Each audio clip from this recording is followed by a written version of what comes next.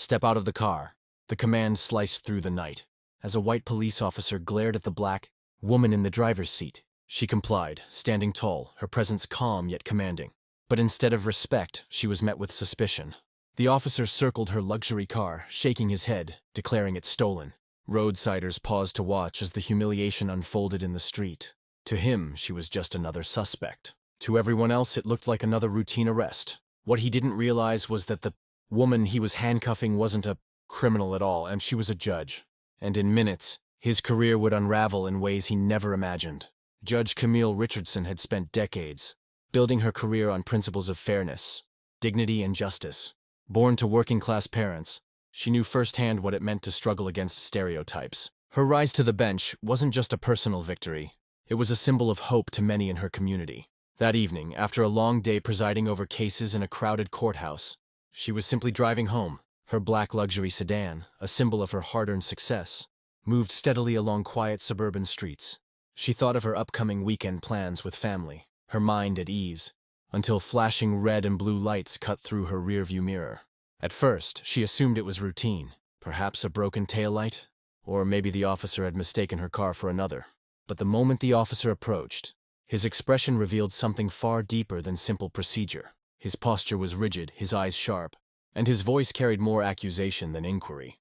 To him, a black woman in a polished car didn't look like a judge. She looked suspicious. He hadn't asked for license or registration before declaring the car stolen.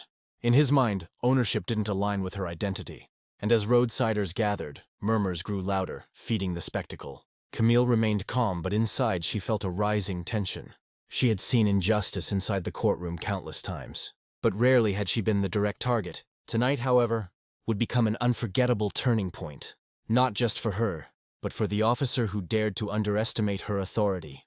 The officer's actions escalated quickly. He demanded Camille step aside while he ran checks on the vehicle. But even before confirmation, he reached for handcuffs. The cold steel tightened around her wrists under the gaze of stunned roadsiders. Some whispered, some recorded on their phones, while others shook their heads in silent disbelief. Camille's mind sharpened, recalling every case she had presided over that involved racial profiling, wrongful arrests, and misuse of authority. She had listened to victims recount stories of humiliation, stories that juries often dismissed as exaggerations. And now, she stood in the very same position, handcuffed on the side of the road, guilty only of driving while black. The officer radioed dispatch, reporting a suspected stolen vehicle, his tone dripping with confidence. He had done this before, Camille realized. This wasn't about her car. It was about control, about power, about a man emboldened by a badge who saw her not as a person, but as a target. Inside, Camille's frustration grew, but she knew better than to lose composure. She had spent her life learning that restraint in the face of injustice often carried more weight than fury. She allowed the scene to unfold, quietly noting every word, every action. The crowd around them thickened, eyes wide with anticipation. Minutes passed, but when dispatch responded, the officer froze. The car was not stolen. The registration came back clean, in her name. Still, instead of releasing her, he doubled down, questioning how she could possibly afford such a car. That was the moment Camille decided the charade had gone far enough. With her hands still cuffed, she calmly requested her identification be retrieved from her purse. One of the roadsiders, a woman with compassion in her eyes, insisted the officer comply. Reluctantly, he opened the bag and froze when his eyes landed on the official, leather-bound ID inside. The name was unmistakable, Judge Camille Richardson. What had begun as his routine stop was now unraveling into something much bigger. Whispers in the crowd grew louder, cameras zoomed closer, and realization crept across the officer's face. He hadn't just profiled a random driver. He had publicly humiliated a sitting judge. The officer's hands trembled as he removed the cuffs, but the damage was irreversible. The crowd that had once watched in silence now erupted with disbelief and outrage. Phones captured every second, and within minutes, the scene was live on social media. Hashtags exploded, and the story spread like wildfire. Camille straightened her shoulders, her calm presence now radiating unmistakable authority. She didn't need to shout, didn't need to scold. The simple flash of her identification had already sealed his fate. For years, she had watched defendants brought before her bench, officers justifying questionable stops with hollow reasoning. But this was different. This was living proof of systemic prejudice, and it was caught on camera for the world to see. The officer stammered apologies, but the crowd was unrelenting. His words were drowned out by the echo of recording devices.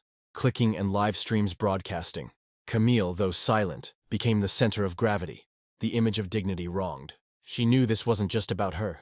It was about every black driver who had ever been accused, doubted, or demeaned for simply existing behind the wheel of success. By the time she drove away, free from the false accusation, the officer stood abandoned, his authority crumbling with every viral share. His name, his face, his badge, all now tied to the humiliating moment when his prejudice was exposed by the very justice system he thought he controlled. The aftermath was swift. The video circulated across news outlets, sparking debates in courtrooms, classrooms, and community forums. Camille didn't seek revenge. She didn't need to. The power of truth and exposure did the work for her. Within days, the officer was placed on administrative leave. Weeks later, internal investigations uncovered a troubling history of biased stops and misconduct. The suspension became permanent, his career ending not with honor, but disgrace. For Camille, the experience left an indelible mark. She had lived the injustice she once only presided over in her courtroom. It strengthened her resolve to fight harder, to amplify the voices of those silenced by systemic prejudice. Her courtroom became more than a chamber of justice. It became a platform of accountability, where her personal story stood as a reminder that racism spares no one, not even those in positions of power. And for those who had watched that night on the roadside, or behind screens across the world, the message was undeniable. Prejudice has consequences. Authority without accountability is fragile, and arrogance can shatter a career in an instant. As the dust settled, one question lingered in the minds of everyone who witnessed the event. If a judge could be treated this way in public, how many others suffer in silence when no cameras are watching? The answer continues to echo, urging change, demanding awareness, and reminding us all that dignity is not given by a badge or a title,